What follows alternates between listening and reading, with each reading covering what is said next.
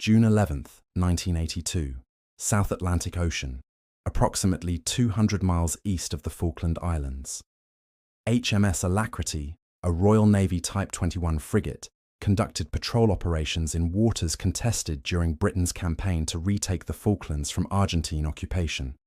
The ship's radar operators detected a surface contact bearing approximately 20 degrees off the bow, range 25 nautical miles. The contact's speed and radar signature suggested an Argentine patrol vessel, possibly the ARA Alferez Sobral, a small patrol craft that had been operating in the area. 25 nautical miles represented a distance beyond any possibility of visual contact. Even with perfect atmospheric conditions, the curvature of the Earth limited visual range between ships to perhaps 15 to 20 miles, depending on the height of observation platforms. Neither the British frigate nor the Argentine patrol boat could see each other. The engagement, if it occurred, would be conducted entirely by radar and missile systems. HMS Alacrity's weapons officer consulted with the captain. The tactical situation was clear. The Argentine vessel represented a potential threat to British operations. Engagement was authorized. The weapons officer selected one MM38 Exocet anti-ship missile, a French-designed weapon that equipped many Royal Navy vessels. The Exocet's capabilities included autonomous guidance to targets detected by ship radar, sea-skimming flight profile during terminal approach, and sufficient range to engage contacts well beyond visual range. The launch occurred at approximately 340 hours. The Exocet's solid fuel booster ignited, accelerating the missile off the launch rail. The sustainer motor engaged, driving the missile toward its target area at subsonic speed. The Exocet's inertial navigation system guided it along the bearing toward the radar contact. As the missile approached the target area, its active radar seeker activated, searching for the surface target the launch ship's radar had detected. The seeker acquired the Argentine patrol boat at approximately 5 miles range. The Exocet descended to its programmed sea-skimming altitude, approximately 15 feet above the water surface, and homed on the radar return. The final approach occurred at wave-top height, the missile's radar altimeter maintaining precise altitude above the constantly changing sea surface. Aboard the Argentine patrol boat, the crew's first indication of engagement was the missile itself. No radar warning had preceded it. They hadn't detected the British frigate. They had no knowledge they were being targeted until the Exocet appeared, skimming the waves, seconds from impact. There was no time to maneuver, no time to engage defensive systems, no time to do anything except brace for impact. The Exocet struck the patrol boat's hull. The warhead detonated, the blast and fragmentation causing severe damage. The Argentine crew abandoned ship as it rapidly lost stability. HMS Alacrity, 25 miles away, received confirmation that the missile had found its target. The British frigate had engaged and neutralized an enemy vessel without ever establishing visual contact, without ever being detected by the target, conducting the entire engagement through radar detection and autonomous missile guidance. Soviet naval observers, monitoring the Falklands conflict closely through intelligence channels, analyzed this engagement and dozens of others like it with intense interest. The Soviet Navy had watched Argentine forces employ Exocet missiles throughout the conflict, most notably the engagement of HMS Sheffield, and had observed British forces using similar weapons. The implications were profound and troubling. The analysis reached Moscow within days. The report's conclusions were stark. Western anti-ship missiles, including the French Exocet and the American Harpoon, which possessed similar or superior capabilities, could engage targets from beyond visual range with fire-and-forget guidance that required no further input from the launch platform. Soviet ships could be engaged by missiles launched from ships they had never detected, from positions beyond their ability to respond. Soviet naval doctrine, built around visual range combat and missiles requiring external targeting, was obsolete. One senior Soviet naval officer reviewing the report would later recall his reaction in post-Cold War interviews. "We realized our surface fleet was vulnerable in ways we had not adequately addressed. The Americans possessed missiles that fundamentally changed naval warfare. and we did not have equivalent capability. The paradigm had shifted from visual range combat to over-horizon engagement, and we were a decade behind. The RGM-84 Harpoon anti-ship missile represented a revolution in naval warfare that Soviet forces had failed to match throughout the Cold War. To understand why this weapon shocked Soviet naval planners, you need to understand Soviet anti-ship capabilities and the limitations that constrained their effectiveness. Soviet anti-ship missile development during the 1960s and 1970s produced several systems that appeared impressive on paper, but suffered from critical limitations in actual employment. The P-15 Termit, designated SSN-2 Styx by NATO, was the most widely deployed Soviet anti-ship missile, with a range of approximately 46 kilometers, roughly 25 nautical miles. The Styx could engage targets at respectable distances. But the missile required continuous targeting data from external sources. Either the launch ship's radar had to maintain track on the target throughout the missile's flight, or aircraft had to provide mid-course guidance corrections. The missile itself couldn't autonomously find and engage targets. This limitation created vulnerabilities. If the targeting radar was disrupted by jamming, if the launch ship lost track due to maneuvering or damage, if communication with guidance aircraft was interrupted, the missile would miss its target, regardless of how accurately it had been aimed initially. The P-15's flight profile compounded these limitations.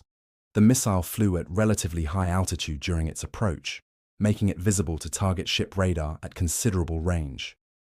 This provided defending ships with time to employ countermeasures, maneuver, or engage the missile with air defense systems. The high-altitude profile that made the Styx easier to guide also made it easier to defeat. More capable systems like the P-500 Basalt, NATO designation SSN-12 Sandbox, addressed some limitations while creating new ones. The Basalt possessed impressive range, approximately 550 kilometers, or nearly 300 nautical miles, and flew at supersonic speeds that complicated interception. But the targeting requirements were even more complex than the Styx. The Basalt required either Tu-95 Bear reconnaissance aircraft providing continuous over-horizon targeting data, or sophisticated over-horizon radar systems to track targets beyond the launch ship's radar horizon. The targeting chain involved multiple platforms sharing data in real time, creating numerous points where disruption could cause mission failure. Soviet naval doctrine reflected these limitations in ways that seemed appropriate at the time, but proved increasingly inadequate as Western capabilities evolved. Soviet training emphasized gun combat and torpedo attacks as primary surface warfare methods. Missiles were considered supplementary weapons that enhanced capability, but didn't replace traditional approaches. This doctrinal bias meant Soviet officers trained extensively for visual range engagements, where ships could see each other, maneuver relative to each other, and employ guns and torpedoes in addition to missiles. Surface action group tactics that Soviet forces employed reflected the need for mutual support. Soviet warships operated in groups where multiple ships provided air defense coverage for the formation and shared targeting data for offensive operations. The group defense concept made sense when missiles required external targeting and when Soviet ships expected to face massed Western air attacks. But the requirement to operate in groups created predictable patterns that Western forces could exploit. Soviet confidence in their naval capability rested on several factors that appeared valid during the 1970s. The Soviet Navy was the largest in the world by number of hulls, with more warships than the United States Navy. Soviet missiles traveled at supersonic speeds, faster than Western subsonic missiles like Harpoon. Soviet warheads were larger, carrying more explosive power than Western equivalents. These advantages seemed to indicate Soviet superiority in surface warfare. The vulnerability Soviet forces failed to adequately recognize was their reliance on external targeting, creating single points of failure throughout their offensive systems. Disrupt the targeting aircraft, jam the radar providing guidance, damage the communications links coordinating the attack, and Soviet missiles became ineffective regardless of their speed or warhead size. The systems were powerful when functioning as designed but fragile when facing coordinated countermeasures. The Falklands War provided evidence that Soviet analysts initially dismissed or misinterpreted.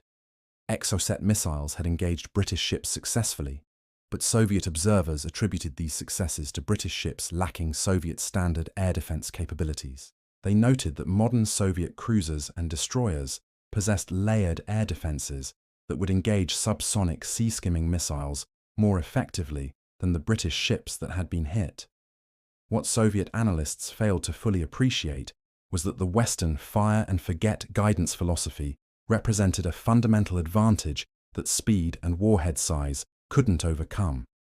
American anti-ship missile development had taken a different path from Soviet programs, prioritizing autonomous operation and all-weather capability over speed and range. The results of this different approach would prove decisive. The RGM-84 Harpoon anti-ship missile emerged from American recognition during the 1970s that the Navy lacked effective anti-ship weapons for surface combatants and submarines. Development by McDonnell Douglas produced a weapon system that balanced size, performance, and capability in ways that made it suitable for deployment across virtually every platform in the fleet. The missile itself measured 15 feet in length with a diameter of 13.5 inches, weighing approximately 1,500 pounds at launch. This relatively compact size enabled installation on ships as small as patrol boats, while larger warships could carry multiple missiles in quad canister launchers. Submarines could launch Harpoon from standard torpedo tubes using capsule launchers. Aircraft could carry Harpoons on wing stations, with maritime patrol aircraft like the P-3 Orion capable of carrying 8 missiles. The range capability was revolutionary for a fire-and-forget weapon. Early versions achieved ranges exceeding 60 nautical miles, approximately 70 miles, with later variants extending range to 150 nautical miles or more through improved propulsion and guidance.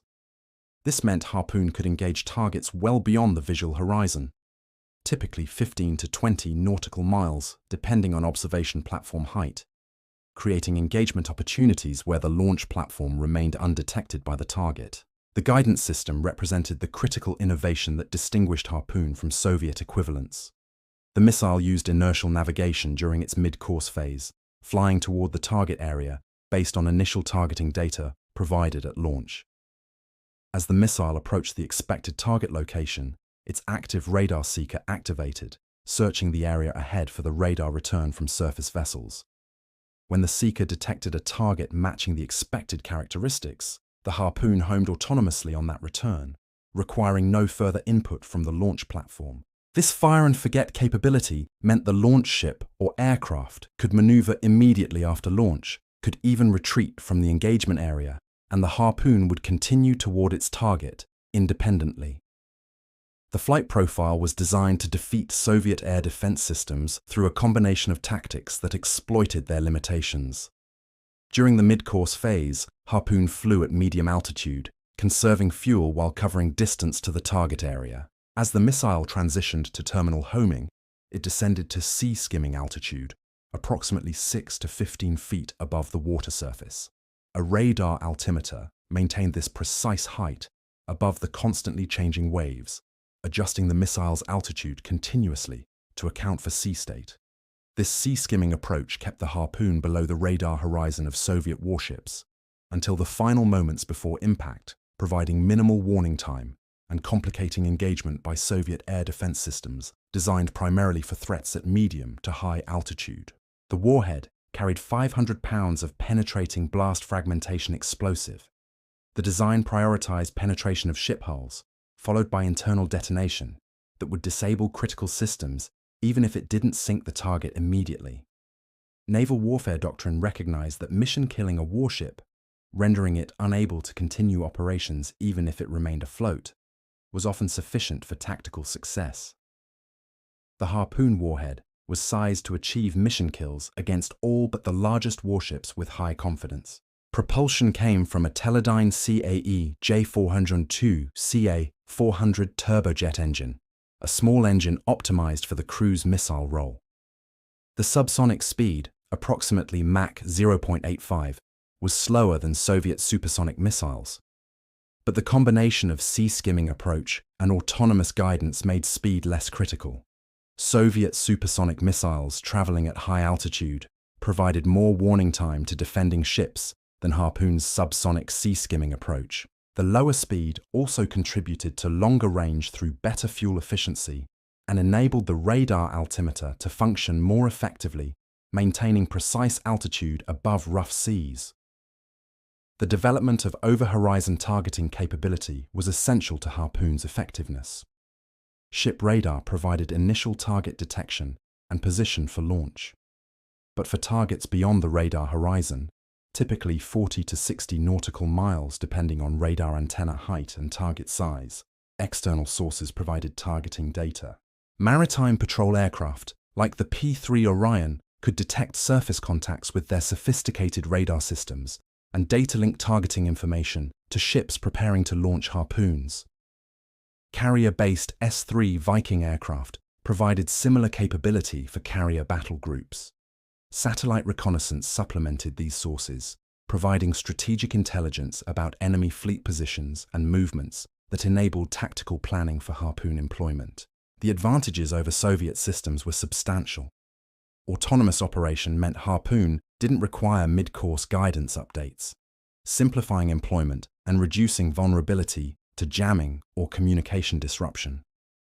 Sea-skimming approach defeated Soviet air defense radar coverage by remaining below the horizon until seconds before impact.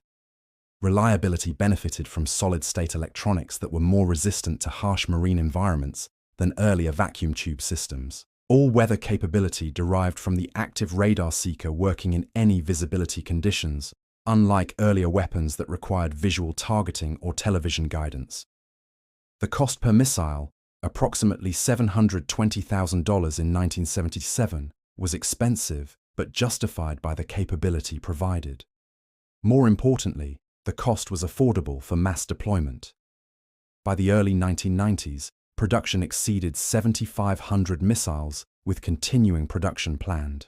The United States Navy could equip virtually every surface combatant, submarine, and maritime patrol aircraft with Harpoon, creating comprehensive anti-ship capability across the fleet. The weapon became operational in 1977, filling a critical gap in American anti-ship capability that had existed since the retirement of earlier systems. The timing proved excellent, providing the capability as Soviet naval expansion peaked and Cold War tensions increased during the late 1970s and early 1980s. The operational demonstrations of Harpoon capability during NATO exercises throughout the 1980s provided Soviet intelligence with troubling evidence of weapon effectiveness, while simultaneously highlighting Soviet vulnerability. Ocean Venture 1981, a major NATO exercise conducted in the North Atlantic, included extensive anti-ship missile demonstrations. USS Cochrane, a Spruance-class destroyer, engaged a decommissioned destroyer serving as a target ship at a range of 60 nautical miles. The launch occurred with the target beyond visual range of the firing ship. The Harpoon guided autonomously to the target, impacted accurately, and would have achieved mission kill had the target been an operational warship. Observers noted that the target ship's crew, had there been one, would never have detected the launch platform before missile impact. The engagement occurred entirely beyond visual range, with the launch ship remaining undetected. Surface-to-surface employment from warships proved reliable and effective in numerous exercises. Ships launched Harpoons based on targeting data from their own radar for close targets or from data link information provided by aircraft for over-horizon targets. The missiles consistently achieved high probability of impact against maneuvering targets. Multiple ship launches enabled saturation attacks, where several Harpoons approached the target from different bearings simultaneously, overwhelming defensive systems even on ships equipped with capable air defense. Submarine employment added another dimension to Harpoon's capability that particularly concerned Soviet planners. Los Angeles-class submarines carried Harpoon missiles in their torpedo rooms, launching them from standard tubes using encapsulated systems that protected the missile during underwater launch. The missile capsule would separate after surfacing, the missile would ignite its engine, and it would proceed toward the target.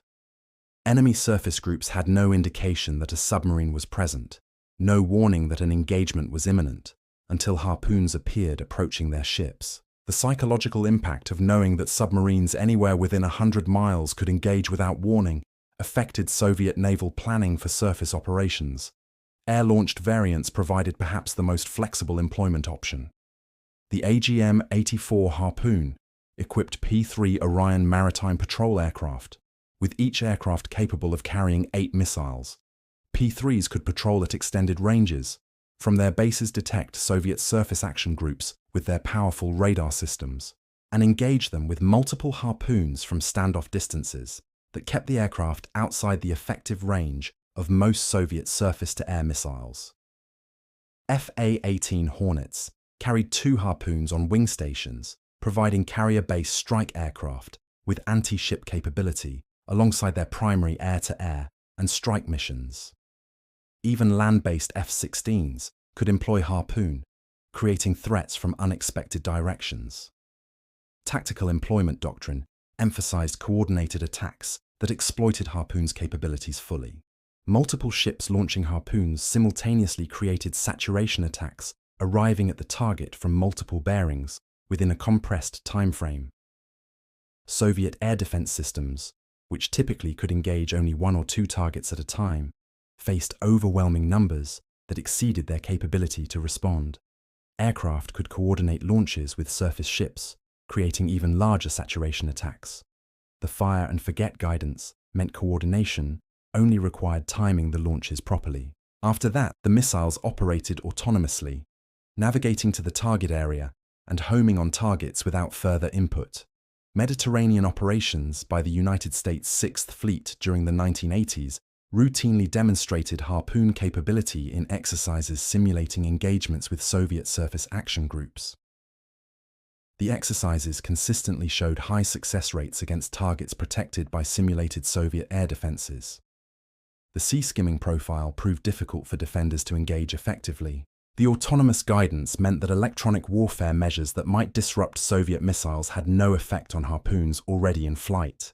Soviet response attempts focused on improving air defense capability against sea skimming targets. New radar systems with better low-altitude coverage entered service. Close-in weapon systems designed for point defense against missiles received priority. Ka-27 helicopters with dipping sonar deployed to counter Harpoon-carrying submarines. But these measures provided only partial solutions. The fundamental problem remained. Soviet ships needed to detect sea-skimming missiles rapidly, classify them as threats, assign them to defensive weapons, and engage them in the few seconds between detection and impact. The timeline was extraordinarily compressed, and Soviet systems struggled to execute the required sequence reliably. Intelligence assessments captured from Warsaw Pact sources during the 1980s indicated that Soviet naval planners considered Harpoon the most significant threat to surface fleet operations in a NATO conflict. Internal documents revealed that no effective counter had been developed despite extensive efforts. Soviet surface action groups operating in waters where American forces were present would face unacceptable risk from Harpoon-equipped ships, submarines, and aircraft. Combat validation came in April 1988 during Operation Praying Mantis, American retaliation for Iranian mining of the Persian Gulf. USS Wainwright, a guided missile cruiser, engaged the Iranian frigate Sahand with Harpoon missiles. Multiple hits disabled the frigate, validating Harpoon's effectiveness in actual combat against a target equipped with defensive systems. The engagement demonstrated that Harpoon performed as advertised when employed in combat rather than exercises. Allied deployment of Harpoon throughout NATO created standardization benefits that enhanced coalition capability. British Royal Navy ships carried Harpoon after replacing earlier systems. Canadian destroyers and frigates employed Harpoon as their primary anti-ship weapon. Japan's Maritime Self-Defense Force equipped ships and P-3C aircraft with Harpoon. Australian warships carried Harpoon. The proliferation created interoperability across Allied navies and established Harpoon as the Western standard anti-ship missile against which Soviet defenses had to be designed. The question that troubled Soviet naval planners throughout the 1980s was why their forces lacked equivalent capability despite massive investment in naval development? The answer involved technology, doctrine, industrial capability, and strategic priorities converging to create gaps that persisted throughout the Cold War. The technology gap in miniaturized radar seekers proved critical. American development of compact, lightweight active radar seekers enabled fire-and-forget guidance in missiles small enough to deploy widely across the fleet. Soviet radar seeker technology lagged, producing systems that were larger, heavier, and less reliable than American equivalents. This meant Soviet missiles required either larger airframes to accommodate bulkier seekers, or had to use command guidance that necessitated external targeting throughout the missile's flight. Fire-and-forget development became an American priority during the 1970s, while Soviet programs continued emphasizing command-guided systems.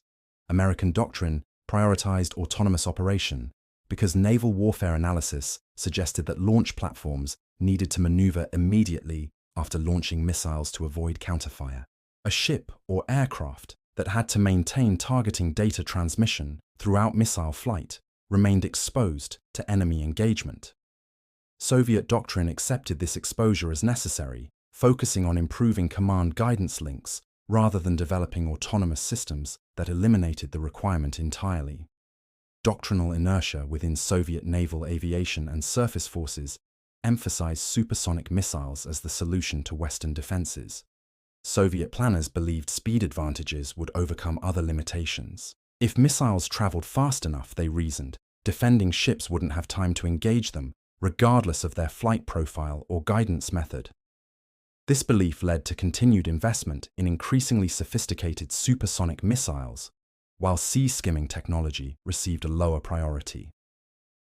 The first viable Soviet sea-skimming anti-ship missile, the 3M80 Moskit, designated SSN-22 Sunburn by NATO, didn't achieve operational status until the late 1980s, roughly a decade behind Harpoon's deployment. Industrial capability in electronics manufacturing constrained Soviet options. American solid-state electronics industry had developed miniaturization techniques that Soviet industry couldn't match during the critical period of the 1970s and early 1980s, when Harpoon was developed and deployed. Soviet electronics were typically 5 to 10 years behind American equivalents in size, weight, and power consumption. This gap directly translated into weapon system limitations. American missiles could pack sophisticated guidance electronics into compact packages. Soviet equivalents required larger missiles or simpler guidance systems to achieve similar functions. Budget priorities. Within Soviet defense allocation favored submarines and ballistic missiles over surface warfare systems. Strategic nuclear deterrence received top priority. Attack submarines designed to threaten American carrier battle groups consumed substantial resources. Surface combatant programs focused on air defense against American carrier air power rather than anti-ship missiles for engaging enemy surface forces. The anti-ship missile programs that did receive funding emphasized the supersonic, long-range systems like Basalt rather than shorter-range fire-and-forget weapons like Harpoon. Testing limitations prevented Soviet forces from validating their systems against realistic air defense environments. American forces conducted extensive exercises where Harpoons engaged targets equipped with capable air defense systems, providing operational data that refined tactics and validated weapon performance. Soviet forces had fewer opportunities to test their missiles against air defenses comparable to what they would face in NATO conflicts. This meant Soviet confidence in their systems was based more on theoretical analysis than operational validation. The cumulative effect of these factors meant the Soviet Navy entered the 1980s with impressive-looking surface forces equipped with missiles that appeared formidable on paper but lacked the operational flexibility and effectiveness of Western systems like Harpoon. Soviet officers recognized these limitations privately, even as public statements emphasized Soviet naval power and capability. The legacy of Harpoon's deployment and the revelation of Soviet vulnerability shaped naval warfare doctrine, technology development, and force structure decisions that remain relevant decades later. The strategic impact was substantial. Harpoon provided American and Allied naval forces with credible anti-ship capability across virtually every platform in their inventories. Soviet surface action groups that might have contested sea control in critical areas like the Norwegian Sea or Mediterranean faced unacceptable risk from Harpoon-equipped ships, submarines, and aircraft operating from positions they couldn't detect or engage effectively. The deterrent effect was significant even without combat employment. Soviet planners had to account for Harpoon in every scenario involving surface operations, constraining their options and reducing their confidence in achieving objectives. Modern variants of Harpoon continue serving in American and Allied inventories decades after initial deployment. The Harpoon Block II variant, introduced in 2004, added GPS guidance capability that enabled engagement of targets in littoral waters where radar returns from land complicated sea-skimming missile guidance. Range extended to more than 150 nautical miles through improved propulsion and more efficient flight profiles. The missile received continuous upgrades to seekers, guidance software, and countermeasures resistance, keeping it effective against evolving defenses. As of 2025, Harpoon remains operational in American service more than 45 years after initial deployment, testament to the fundamental soundness of the design. International proliferation has made Harpoon the most widely deployed Western anti-ship missile. More than 30 nations operate Harpoon variants, including virtually every significant NATO naval power and many Pacific allies. The standardization enabled by widespread Harpoon deployment creates interoperability benefits in coalition operations and establishes common tactics and procedures across Allied forces. Soviet responses to Harpoon's demonstrated capability drove development of more advanced anti-ship missiles during the late Cold War and post-Soviet periods.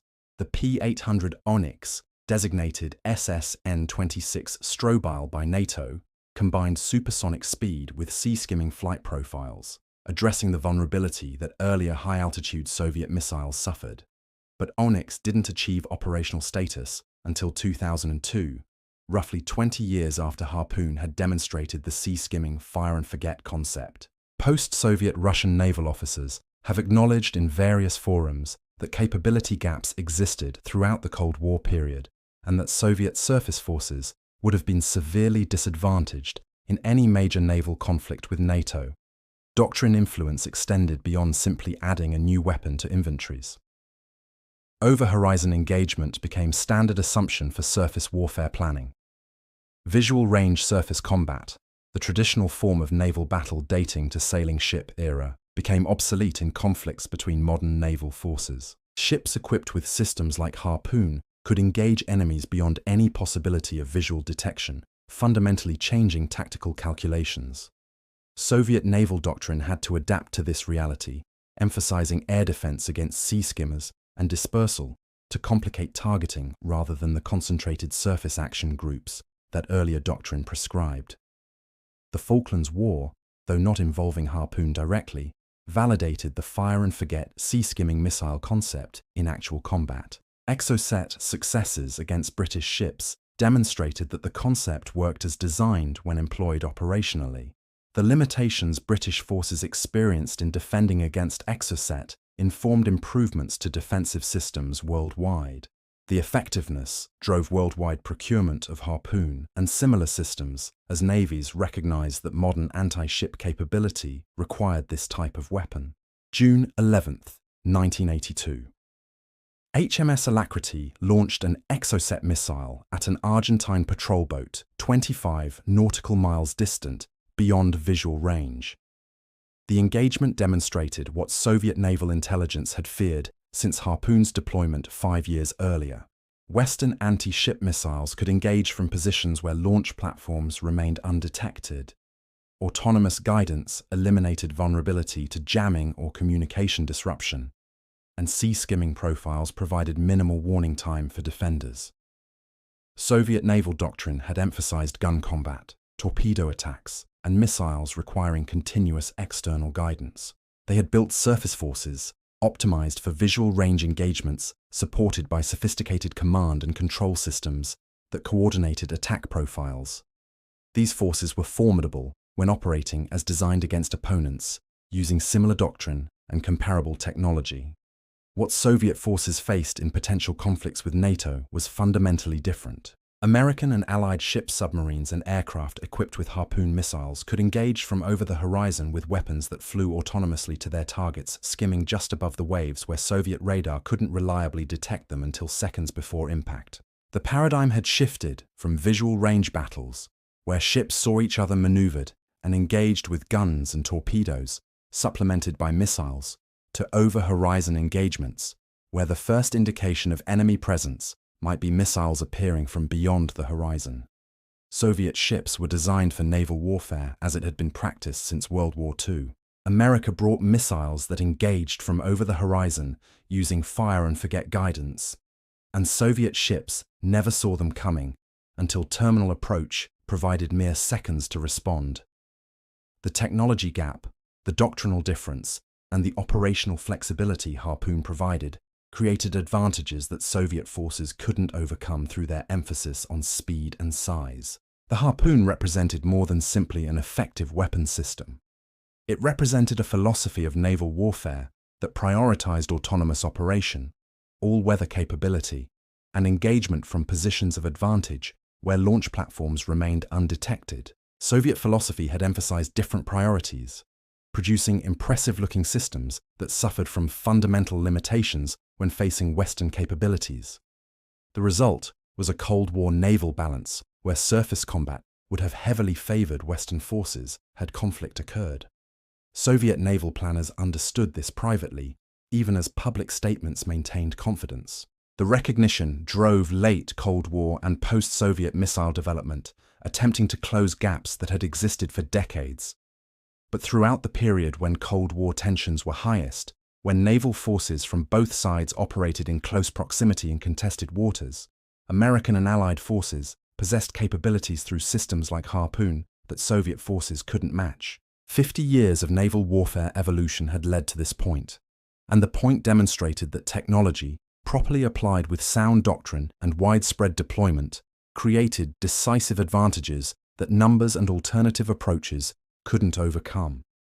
Soviet surface forces were numerous and equipped with systems that appeared formidable, but when analyzed against American and Allied capabilities, including Harpoon, the balance favored the West decisively. The Soviet Navy designed a fleet for naval warfare as it had been practiced historically. America developed missiles that changed naval warfare fundamentally, and the Soviet Navy spent the remainder of the Cold War attempting to adapt to a paradigm shift they had failed to anticipate and couldn't match with the technology and industrial capability available to them.